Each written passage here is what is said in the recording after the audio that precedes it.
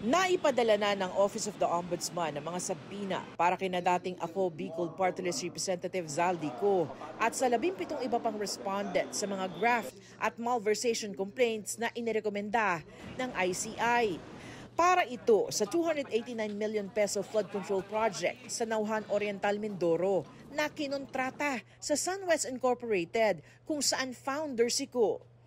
Ayon sa Office of the Ombudsman, pinadala raw ang mga sabina sa last known address ng mga respondent at may 10 araw ang mga ito para maghain ng kanilang mga kontrasalaysay.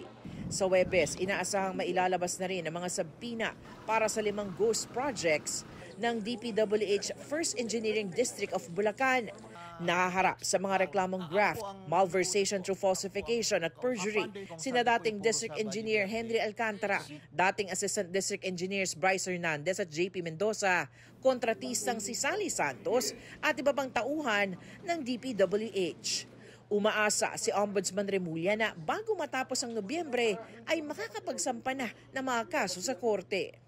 Didikdikin natin yan na lalong madaling panahon ay magkakaso na tayo na umaandar sa Sandigan Bayan o kaya sa RTC kung sino man ang mayroong jurisdiction dito.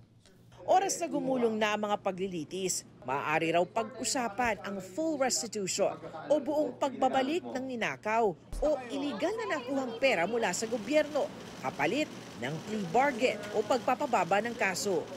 Nais ni Remulla na kayanin ang continuous trial o tuloy-tuloy na paglilitis sa flood control projects, lalo't biniberipika niya ang impormasyong aabot sa 600 bilyong pisong ninakaw sa kaba ng bayan ang hindi na-recover dahil na-dismiss sa mga kaso bunsod ng inordinate delay o hindi nakatanggap-tanggap na tagal ng pagdinig sa mga kaso.